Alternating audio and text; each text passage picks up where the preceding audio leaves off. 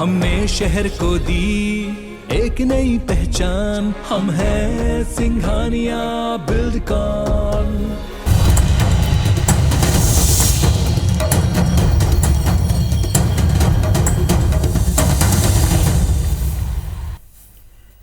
नमस्कार। बहुत सबसे पहले बुलेटिन में आज बात होगी सिख धर्म के 9वें गुरु तेग बहादुर साहिब के 400वें प्रकाश पर्व की, जिस अवसर पर सिख समाज छत्तीसगढ़ रायपुर के साइंस कॉलेज मैदान पर एक विशेष आयोजन कर रहा है। इसी आयोजन में आपको लिए चलते हैं। पहले दिन 400 बच्चे एक साथ गुरु साहिब के कीर्तन में जुटे हुए हैं। कल 400 महिलाएं एक साथ गुरु कीर्तन करेंगी। आपको हम इसी मंच पर लिए चल रहे हैं। ये रायपुर से आप सीधी तस्वीरें देख रहे हैं। गुरु तेग बहादुर जी का 400वां प्रकाश पर्व है और इस प्रकाश पर्व के अवसर पर रायपुर के साइंस कॉलेज मैदान में ये 2 दिवसीय आयोजन है।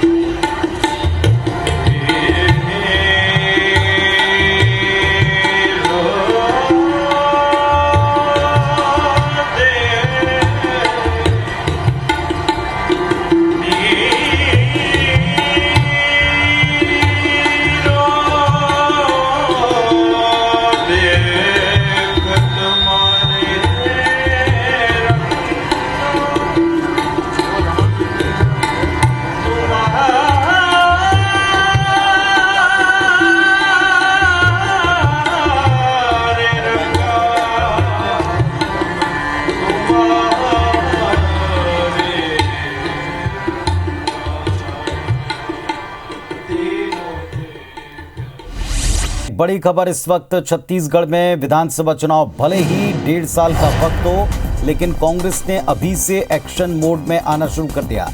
आज पीएल पुनिया ने मैराथन बैठकें की। कांग्रेस पदाधिकारियों से विस्तार से चर्चा कर मिशन 2023 की रणनीति बनाई है। पुनिया ने महिला कांग्रेस, युवा कांग्रेस, एनएसयूआई, सेवा दल के साथ में मंथन किया। कांग्रेस के चिकित्सा और व्यापार प्रकोष्ठ के पदाधिकारियों के साथ बातचीत भी की।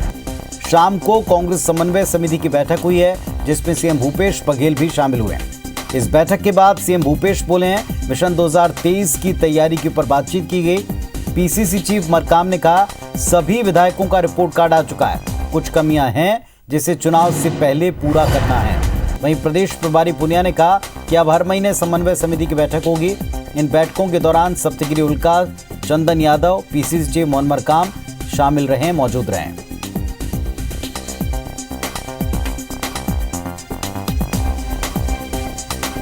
कांग्रेस पार्टी अभी से पूरी तरह चुनावी मोड में है। मिशन 2023 की तैयारी में जुट गई है।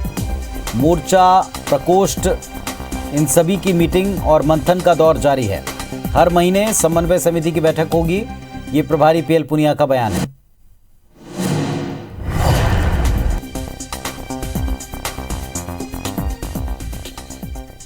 समन्वय समिति की बैठक में शामिल हुआ और इसमें 2023 के चुनाव के रणनीति के बारे में चर्चा हुई।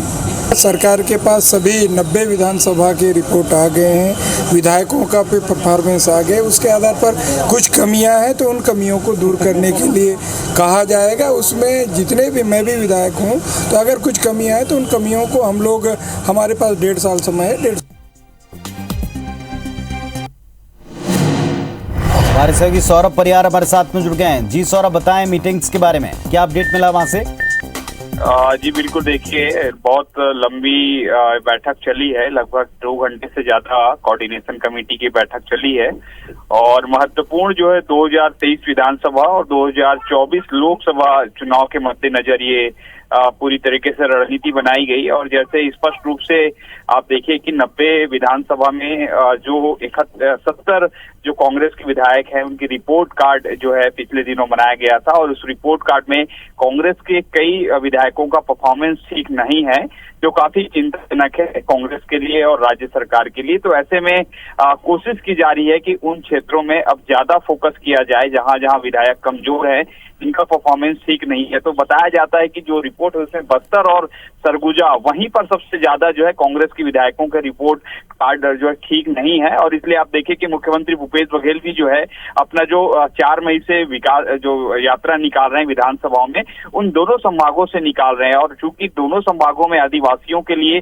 सबसे ज्यादा कामकाज इस राज्य सरकार ने किए हैं, तो हो सकता है कि कुछ कमी बेसी हो, तो इन कमी बेसी को पूरा कैसे किया जाए, इसको लेकर पूरी रणनीति के साथ जो है आगामी दिनों में ये देखने को मिलेगा। और दूसरी महत्वपूर्ण की यह बात जो है, आप देखिए कि जो प्रदेश प्रभारी पीएल पुनिया है, उन्होंने साफ तौर पर कह दिया है कि अब हर माह जो है कोऑर्डिनेशन कमेटी की बैठक होगी। इससे स्पष्ट हो गया है कि कांग्रेस जो है अब सत्ता और संगठन के जो तमाम पदाधिकारी हैं उसके बीच बेहतर तालमेल चाहती है, ताकि 2023 चुनाव से पहले एकजुट नजर आए और चुनाव में जो है एक बार फिर से उनकी जीत दर्ज हो। इसी तरीके से आप देखिए कि प्रदेश कांग्रेस अध्यक्ष मोहन मरकाम ने ये भी कहा है कि कुछ जगहों पर अगर हमारी जो रिपोर्ट ठीक नहीं आई है उसे हम जो दूर करेंगे। तो अब देखना होगा कि जो आज की रणनीति बनी होगी, जो जिन विधायकों के रिपोर्ट कार्ड ठीक नहीं है उन्हें क्या दिशा निर्देश दिए जा रहे हैं, वो विधायक क्या काम करेंगे, वहां पर संगठन क्या काम करेगा, ये देखना। चलिए, तो रिपोर्ट कार्ड के आधार के ऊपर आगे काम करना होगा, सुधारना होगा, ये निर्देश भी मिला है। शुक्रिया आपका इस अपडेट के लिए। मुख्यमंत्री भूपेश बघेल आज दुर्ग के दौरे पर है। पिछले 1 सप्ताह के भीतर उन्होंने जिले का 3री बार दौरा किया। इस दौरान सौगातों की जड़ी लगा दी। निगम से लेकर ग्रामीण क्षेत्र तक पहुंच रहे हैं। सामाजिक कार्यक्रम हो, राजनीतिक कार्यक्रम हो, लोगों को सौगात का सिलसिला हो, ये सब कुछ जारी। मुख्यमंत्री ने धमधा में थोक सब्जी मंडी का लोकार्पण किया। आगामी समय में रायपुर की तर्ज पर होलसेल मार्केट और दुर्ग में एस्ट्रो टर्फ हॉकी मैदान, इसे भी बनाने की घोषणा की। मुख्यमंत्री ने भिलाई 3 में नए तहसील कार्यालय का शुभारंभ करने के बाद सभा को संबोधित किया। जिले के भिलाई 3 में तहसील कार्यालय का शुभारंभ किया। कहा कि 85 तहसीलों की घोषणा कर दी है, 52 पर काम शुरू हो चुका है। ये भी कहा कि किसी सरकार ने इतने कम समय में इतनी तहसीलों का गठन नहीं किया। सीएम ने इस दौरान कुर्मी समाज, साहू समाज और दूसरे सामाजिक कार्यक्रमों में हिस्सा लिया। मुख्यमंत्री के दौरे को विधानसभा चुनाव की रणनीति से जोड़कर देखा गया।